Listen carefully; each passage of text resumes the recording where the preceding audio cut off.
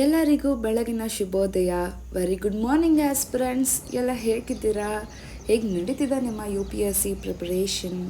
Don't worry, ನಿಮ್ಗಷ್ಟೇ ಇಲ್ಲಿ bore ಆಗ್ತಿಲ್ಲ, ನಿಮ್ಗಷ್ಟೇ ಇಲ್ಲಿ ಲೋ ಫೀಲ್ ಆಗ್ತಿಲ್ಲ, ನಿಮ್ಗಷ್ಟೇ ಇಲ್ಲಿ ಒಂಥರ ಈ ಜೀವನನೇ ಸಾಕಪ್ಪ ಅಂತ ಅನ್ನಿಸ್ತಿಲ್ಲ. ಈ ಥರ ಈ ಜರ್ನಿಲಿ ಯಾರೆಲ್ಲ ಇದ್ದಾರೋ ಅವರೆಲ್ಲರಿಗೂ ಒಂದ್ಸಲ ಅನಿಸಿದೆ. ಅದೇ ರೀತಿ ಇವತ್ತು ಯಾರೆಲ್ಲ IAS ಆಫೀಸರ್ಸ್ ಆಗಿದ್ದಾರೆ, UPSC ಟಾಪರ್ಸ್ ಆಗಿದ್ದಾರೆ, ಸೊ ಅವ್ರಿಗೂ ಒಂದಲ್ಲ ಒಂದಿನ ಈ ರೀತಿ ಅನಿಸಿರುತ್ತೆ.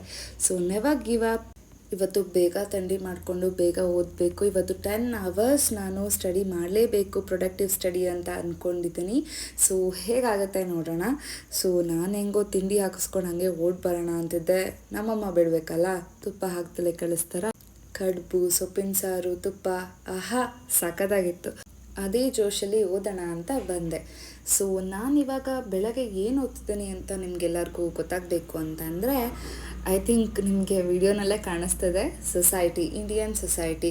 ಸೊ ಇದು GS 1 ಕೂಡ ಬರುತ್ತೆ, ಬಟ್ ನಾನೀಗ ಆಲ್ರೆಡಿ ಅದನ್ನು ಓದಿ ಮುಗಿಸಿದ್ದೀನಿ GS 1 ಪರ್ಸ್ಪೆಕ್ಟಿವಲ್ಲಿ. ಸೊ ಇವತ್ತಿಂದ ನಾನು ಕಂಪ್ಲೀಟಾಗಿ ಸೋಷಿಯಾಲಜಿನ ಓದ್ಕೊಳ್ಳೋಣ, ಆಪ್ಷನಲ್ಸ್ ಅಂತ ಸ್ಟಾರ್ಟ್ ಮಾಡ್ತಿದ್ದೀನಿ. ಸೊ ನಾನು ರೆಫರ್ ಮಾಡ್ತಿರೋಂಥ ಕ್ಲಾಸಸ್ ಬಂದುಬಿಟ್ಟು, ಸೊ ಇಲ್ಲಿ ಯಾವುದೇ ರೀತಿಯಾದಂಥ ಪ್ರಮೋಷನ್ ವಿಡಿಯೋ ಅಲ್ಲ. ಸೊ ತುಂಬ ಜನ ನನಗೆ ಕೇಳ್ತೀರಾ, ಸೊ ಪರ್ಸ್ನಲ್ ಟೆಕ್ಸ್ಟ್ ಕೂಡ ನಾನು ನಿಮಗೆ ಮಾಡಿರ್ತೀನಿ. ಸೊ ಮೇನ್ಲಿ ನಾನೇನು ಓದ್ತೀನಿ, ನಾನೇನು ಬುಕ್ನ ರೆಫರ್ ಮಾಡ್ತೀನಿ ಅದನ್ನು ನಾನು ನಿಮ್ಮ ಹತ್ರ ಹೇಳ್ತಿದ್ದೀನಿ.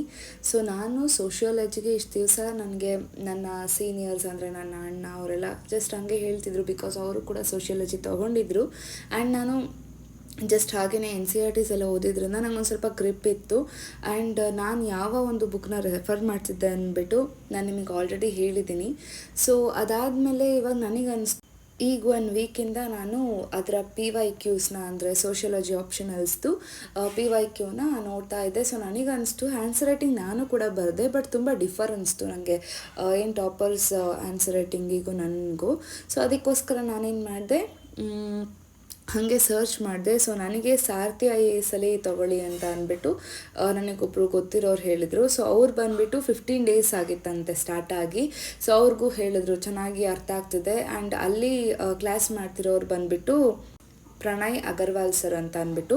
ಫಸ್ಟ್ ಅವರು ಫಾರಮ್ IAS ಅಲ್ಲಿದ್ದರು ಆ್ಯಂಡ್ ಅವ್ರಿಗೆ 15 years ಆಫ್ ಎಕ್ಸ್ಪೀರಿಯನ್ಸ್ ಕೂಡ ಇದೆ. ಸೊ ನನಗೆ ಅವರ ಕ್ಲಾಸ್ ಇವತ್ತು ಓರಿಯೆಂಟೇಷನ್ ಜಸ್ಟ್ ಕೇಳಿಕೊಂಡೆ. ಸೊ ರೆಕಾರ್ಡೆಡ್ ಕ್ಲಾಸಲ್ಲಿ, ಯಾಕೆ ಅಂದರೆ ನಂಗೆ ಆಲ್ರೆಡಿ ಈಗ 15 days ಆಗಿಬಿಟ್ಟಿದೆ ಕ್ಲಾಸ್ ಸ್ಟಾರ್ಟ್ ಆಗಿ. 18 days ಅಷ್ಟು ಹೇಳಿದರು. ಹಾಗಾಗಿ ನಾನೇನು ಮಾಡ್ತಿದ್ದೀನಿ ಅಂದರೆ ಜಸ್ಟ್ ಕೇಳಿಸ್ಕೊತಿದ್ದೀನಿ ಆ್ಯಂಡ್ ನೋಟ್ಸ್ನ ಮಾಡ್ತಿದ್ದೀನಿ. ಸೊ ಇಷ್ಟು ದಿವಸ ನಾನು ಸೊಸೈಟಿ ಆಗಲಿ ಅಥವಾ ಸೋಷಿಯಾಲಜಿಗಾಗಲಿ ಯಾವುದೇ ರೀತಿಯಾದಂಥ ನೋಟ್ಸ್ ಮಾಡಿರಲಿಲ್ಲ. ಆ್ಯಂಡ್ ತುಂಬ ಜನಕ್ಕೆ ಕನ್ಫ್ಯೂಷನ್ ಇದೆ, ನಾನು ಯಾವ ಆಪ್ಷನಲ್ಸ್ನ ತೊಗೊಳ್ಳಿ ಅಂತ. ತುಂಬ ಜನ ನನಗೆ ಮೆಸೇಜ್ ಮಾಡ್ತೀರಾ. ನನಗೆ ಯಾವಾಗಲೂ ಹೇಳೋದಿಷ್ಟನೇ, ನಾನು ಸೋಷಿಯಾಲಜಿ ತೊಗೊಂಡೆ ಅಂತಲ್ಲ, ಯಾವುದೋ ಟಾಪರ್ ಸೋಷಿಯಾಲಜಿ ತೊಗೊಂಡ್ರು ಅಂತಲ್ಲ, ಮತ್ತೊಬ್ಬರು ಯಾರೋ ಒಬ್ಬರು ಸೋಷಿಯಾಲಜಿ, ಆಂಥ್ರೋಪಾಲಜಿ, ಮ್ಯಾಥಮೆಟಿಕ್ಸ್ ತೊಗೋತಾರೆ ಅಂತಲ್ಲ. ನಿಮಗೆ ನಿಮ್ಮ ಇಂಟ್ರೆಸ್ಟ್ಗೆ ಯಾವ ಸಬ್ಜೆಕ್ಟ್ ಈಸಿ ಆಗುತ್ತೆ ಅಂತ ನೋಡಬೇಕು. ಯಾಕೆ ಅಂತ ಅಂದರೆ UPSC ಆಗಿರ್ಬೋದು, KPSC ಆಗಿರ್ಬೋದು, ಜಸ್ಟ್ ಜನರಲಾಗಿ ನಾನು ನಿಮ್ಗೆ ಹೇಳ್ತಿದ್ದೀನಿ, ಮೇನ್ಸಲ್ಲಿ ಚೆನ್ನಾಗಿ ಸ್ಕೋರ್ ಮಾಡ್ಬೋದು GS ಅಲ್ಲಿ ಅಂತ ಅಂದ್ಕೊತೀವಿ.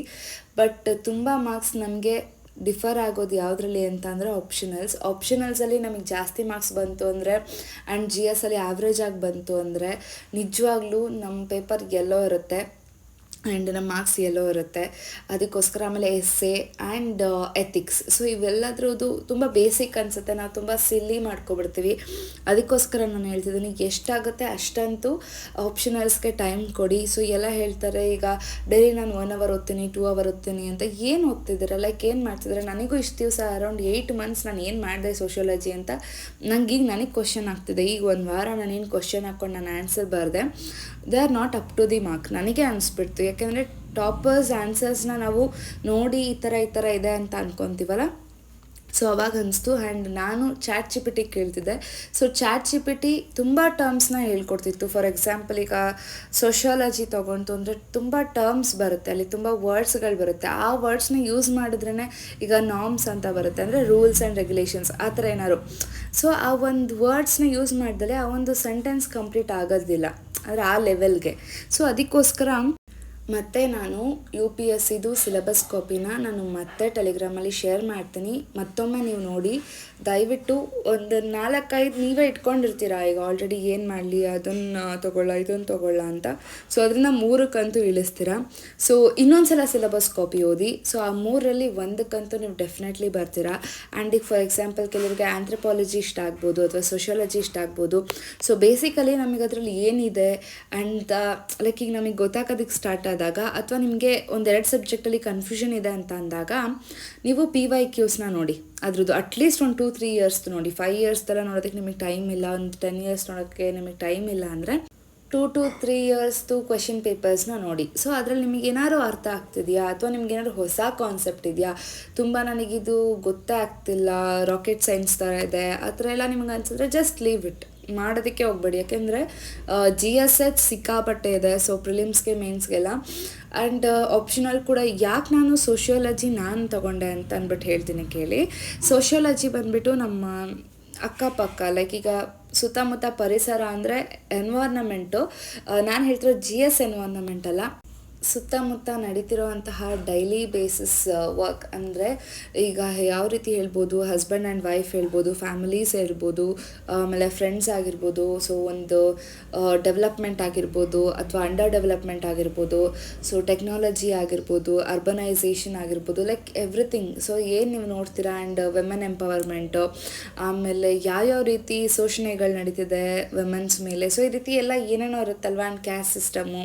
ಸೊ ಇವೆಲ್ಲ ನನಗೆ ಸ್ವಲ್ಪ ರಿಯಲಿಸ್ಟಿಕ್ ಆಗಿ ಬರೆಯೋದಕ್ಕೆ ಈಸಿ ಆಗುತ್ತೆ ಅಂದ್ಬಿಟ್ಟು ನಾನು ಸ್ಟಾರ್ಟಿಂಗ್ ಆ್ಯಕ್ಚುಲಿ ಸೊಸೈಟಿ ತುಂಬ ಚೆನ್ನಾಗಿ ಓದ್ಕೊಂಡಿದ್ದೆ ಯಾವಾಗ NCERTಸ್ದು. ಸೊ ಅದೇ ಒಂದು ಇದರಲ್ಲಿ ನಾನು ತೊಗೊಬೇಕು ಅಂದ್ಬಿಟ್ಟು ತೊಗೊಂಡಿದ್ದು. ಸೊ ಆ್ಯಂಡ್ ನನಗೆ ಅದು ಈಸಿ ಆಗ್ತಾಯಿದೆ. ಇನ್ಫ್ಯಾಕ್ಟ್ ನನಗೆ ಆಥರ್ ಬುಕ್ ಓದಿದಾಗಲೂ ನನಗೆ ಈಸಿ ಆಯಿತು. ಬಟ್ ಯಾವ ರೀತಿ ಬರೀಬೇಕು ಮಾಡಬೇಕು ಅನ್ನೋದು ನನಗೆ ಗೊತ್ತಿರಲಿಲ್ಲ. ಸೊ ನನಗೆ ಡೆಫಿನೆಟ್ಲಿ ಹೆಲ್ಪ್ ಆಗುತ್ತೆ ಈ ಆಪ್ಷನಲ್ ಕ್ಲಾಸಸ್ ಅಂತ ನಾನು ಅಂದ್ಕೊಂಡಿದ್ದೀನಿ. ಆ್ಯಂಡ್ ಇದು ನಾನು ಇವತ್ತು ಶಾರ್ಟ್ ನೋಟ್ಸ್ ಆಗಿ ಮಾಡಿರುವಂತಹದ್ದು. ಸರ್ ಇವತ್ತು ಏನು ತಿಳಿಸ್ಕೊಟ್ರು ಈ ರೀತಿ ನೋಟ್ಸ್ ಮಾಡಿದ್ದೀನಿ. ಆ್ಯಂಡ್ ದಯವಿಟ್ಟು ಯಾರು ಕೂಡ ಹ್ಯಾಂಡ್ ರಿಟನ್ ನೋಟ್ಸ್ನ ಕೇಳಬೇಡಿ. ನಾನು ಇದುವರೆಗೂ ಯಾರಿಗೂ ಕಳಿಸಿಲ್ಲ. ಆವಾಗ ನಾನು ಪೊಲಿಟಿ ನೋಟ್ಸ್ ಒಂದ್ಸಲ ಶೇರ್ ಮಾಡಿದೆ ಅನಿಸುತ್ತೆ.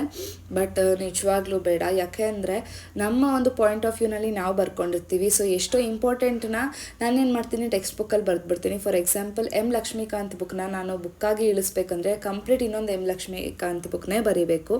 ಆ್ಯಂಡ್ ಇನ್ನೊಂದು ಏನಂತ ಅಂದರೆ ನನಗೆ ತೀರಾ ಅರ್ಥ ಆಗಿರೋದು, ನನಗೆ ಗೊತ್ತಿರೋದನ್ನ ನಾನು ಜಾಸ್ತಿ ಸ್ಟ್ರೆಸ್ ಮಾಡಿ ಬರೆಯೋಕ್ಕೆ ಹೋಗಲ್ಲ. ಸೊ ನೀವು ಕೂಡ ಓದಲೇ ಅದನ್ನ ಥರ ಸ್ಕಿಪ್ ಮಾಡೋದು. ಸೊ ಈ ರೀತಿ ಟಾಪರ್ಸ್ ನೋಟ್ಸ್ ಕೂಡ ಆಗಿರ್ಬೋದು, ಜಸ್ಟ್ ಫಾರ್ ರೆಫರೆನ್ಸ್ ಇರಬೇಕು ಯಾವುದೇ ನೋಟ್ಸ್ ಆಗಿದ್ರು. ಬಟ್ ಒಬ್ಬರು ನೋಟ್ಸ್ ಮೇಲೆ ಡಿಪೆಂಡ್ ಆಗ್ತೀನಿ, ಅವ್ರ ಮೇಲೆ ನಾನು ಡಿಪೆಂಡ್ ಆಗಿ ಓದ್ತೀನಿ. ಈ ಡಿಗ್ರಿ ಲೈಫ್ ಮುಗಿಸಿ ನಾವು ಒಂದು ಎಕ್ಸಾಮ್ಸ್ ತಗೋತೀವಿ ಈ ರೀತಿ ಅಂದರೆ ದೇವ್ರು ನಮಗೆ ಎಲ್ಲ ಥರದ ಎಬಿಲಿಟಿನ ಕೊಟ್ಟಿದ್ದಾರೆ. ಸೊ ನಾವೇ ಯೂಸ್ ಮಾಡಿಕೊಂಡು ನಾವೇ ಓನಾಗಿ ಏನು ಓದಬೇಕು, ಸೊ ಅದನ್ನೇ ಮಾಡಿದ್ರೆ ಡೆಫಿನೆಟ್ಲಿ ನಮಗೆ 100% ಸಕ್ಸಸ್ ಸಿಗುತ್ತೆ. ಯಾರೆಲ್ಲ ಇವಾಗ UPSC ಓದೋದಕ್ಕೆ ಅಂತ ಸ್ಟಾರ್ಟ್ ಮಾಡ್ತಿದ್ದೀರಾ, ಸೊ ಪ್ಲೀಸ್ ಒಂದಿನಕ್ಕೆ ಒಂದೇ ಸಬ್ಜೆಕ್ಟ್ನ ಓದಿ. ನಾನು 2 ಸಬ್ಜೆಕ್ಟ್ ಯಾಕೆ ಓದ್ತಿದ್ದೀನಿ ಅಂದರೆ ನನಗೆ ಮೊದಲನೇದಾಗಿ ಆಪ್ಷನಲ್ಸ್ನ ಕಂಪ್ಲೀಟ್ ಮಾಡಬೇಕು. ಹಾಗೆಯೇ GS ಕೂಡ ಹ್ಯಾಸ್ ಯೂಶುವಲ್ ರಿವಿಷನ್ ನಾನು ಮಾಡಬೇಕು. ಆ್ಯಂಡ್ ಇವಾಗ ನಿಮಗೆ ನಾನು ಪ್ರೀವಿಯಸ್ ವೀಡಿಯೋನಲ್ಲೇ ನಾನು ನಿಮಗೆ ಹೇಳಿದ್ದೀನಿ. ಸೊ ಪ್ರೇಮ್ಸ್ ಕ್ಲಾಸಸ್ ಏನಿದೆ, ಸೊ ಅವರು ಬಂದುಬಿಟ್ಟು ಎವ್ರಿ ಡೇ ಟಾರ್ಗೆಟ್ನ ಕೊಡ್ತಿದ್ದಾರೆ. ಸೊ UPSC ಮೆಂಟರ್ಶಿಪ್ನ ಮಾಡ್ತಿದ್ದಾರೆ. ಸೊ ಡೆಫಿನೆಟ್ಲಿ ನಾವಾಗ ಓದ್ತೀವಿ ಅಂತ ಅಂದಾಗ ಒಂದೊಂದು ದಿನ ನಾವು ಏನು ಮಾಡ್ತೀವಿ ಅಂದರೆ ಸ್ಕಿಪ್ ಮಾಡಿಬಿಡ್ತೀವಿ. ಸೊ ಇಲ್ಲೇನಾಗುತ್ತೆ ಅಂತ ಅಂದರೆ ಎಲ್ಲರೂ 100% ಓದಿದ್ದೀನಿ ಅಥವಾ 90% ಓದಿದ್ದೀನಿ ಅಂತ ಎಲ್ಲ ಮೆಸೇಜ್ ಹಾಕಿದ್ದನ್ನ ನಾವು ನೋಡಿದಾಗ ಎಲ್ಲೋ ಒಂದು ಕಡೆ it is not like trigger ಆಗುವಂಥದ್ದಲ್ಲ. ಅಂದರೆ ಏನೋ ಒಂಥರ ಈಗ ಅವರೆಲ್ಲರನ್ನೂ ನೋಡಿ ನನಗೆ ಮೋಟಿವೇಟ್ ಆಗುತ್ತೆ. ಸೊ ನೋಡು ಎವ್ರಿ ಡೇ ಏನಾಗುತ್ತೆ ಅಂದರೆ ಒಬ್ಬೊಬ್ಬರು 1 ಗಂಟೆಗೆ ಟಾರ್ಗೆಟ್ ಕಳಿಸ್ತಾರೆ. ಫಾರ್ ಎಕ್ಸಾಂಪಲ್ ಕೆಲವರು ವರ್ಕಿಂಗಲ್ಲಿದ್ದಾರೆ. ಸೊ ವರ್ಕಿಂಗ್ನ ಮುಗಿಸ್ಕೊಂಡು ಬರ್ತಾರೆ 9 to 5. ಅದಾದಮೇಲೆ ಸಂಜೆ ಓದ್ಬಿಟ್ಟು ಅವರು ಅಪ್ಡೇಟ್ ಮಾಡ್ತಾರೆ. ಸೊ ಅವೆಲ್ಲ ನೋಡಿದಾಗ ಏನಿದು, ನಾವು ಅಟ್ಲೀಸ್ಟ್ ಈ ರೀತಿ ಕೂತಿದ್ದೀವಿ, ನಮಗೆ ಟೈಮ್ ದೇವ್ರು ನಮಗೆ ಕೊಟ್ಟಿದ್ದಾರೆ ಅಂದಾಗ ಅಟ್ಲೀಸ್ಟ್ ನಾವು ಯುಟಿಲೈಸ್ ಮಾಡ್ಕೋಬೇಕು. ಸೊ ಸುಮ್ಮನೆ ಗೋಲ್ ಇಟ್ಕೊಳ್ಳೋದಕ್ಕೆ ಅನ್ಸ್ಕೊಳೋದಲ್ಲ, ನಮ್ಗೆ ಎಷ್ಟಾಗುತ್ತೆ ಪರಿಶ್ರಮ ಅಷ್ಟು ಹಾಕೋಣ, ಫಲ ದೇವ್ರಿಗೆ ಬಿಡೋಣ, ಅಷ್ಟೇ ನನ್ನ ತಲೆ ಇರೋದು. ಸೊ ನಾವಿವಾಗ ಆಲ್ರೆಡಿ 1 ಮಂತ್ ಆಗೋಕ್ಕಾಯಿತು. ಮೇನ್ಸ್ದು 2 ಸಬ್ಜೆಕ್ಟ್ ಅಂದರೆ ಇಂಟರ್ನಲ್ ಸೆಕ್ಯೂರಿಟಿ ಸೊಸೈಟಿ ಕಂಪ್ಲೀಟ್ ಆಗಿದೆ. ಇವಾಗ ಗವರ್ನೆನ್ಸ್ ನಡೀತಿದೆ. ಸೊ ಅದನ್ನು ನಾನು ನೈಟ್ ಟೈಮ್ ಓದ್ತೀನಿ. ಹಾಗೆ ಅವರು ಎನ್ವೈರ್ನಮೆಂಟ್ ಕೂಡ ಬಿಗಿನರ್ಸ್ಗೆ ಅಂತ ಹಾಕ್ತಿದ್ದಾರೆ. ಸೊ ಅದನ್ನು ಕೂಡ ನನಗೆ ರಿವಿಷನ್ ಮಾಡೋಣ ಅಂತ ಅಂದ್ಬಿಟ್ಟು ಮಾಡ್ತಿದ್ದೀನಿ. ಸೊ ಹೀಗಿತ್ತು ನನ್ನ ಡೇ. ನಿಮ್ಮೆಲ್ಲರ ಸಪೋರ್ಟ್ ನಮ್ಮ ಸಾಯಿ ದೇವ್ಸ್ ಚಾನಲ್ ಮೇಲೆ ಸದಾ ಇದೇ ರೀತಿ ಇರಲಿ. ನಮ್ಮ ಸ್ಟಡಿ ವಿಡಿಯೋ ನಿಮಗೆ ಇಷ್ಟ ಆಗಿದ್ದಲ್ಲಿ ಲೈಕ್ ಮಾಡಿ, ಶೇರ್ ಮಾಡಿ, ಕಮೆಂಟ್ ಮಾಡಿ, ಸಬ್ಸ್ಕ್ರೈಬ್ ಮಾಡೋದನ್ನ ಮರಿಬೇಡಿ. Thank you.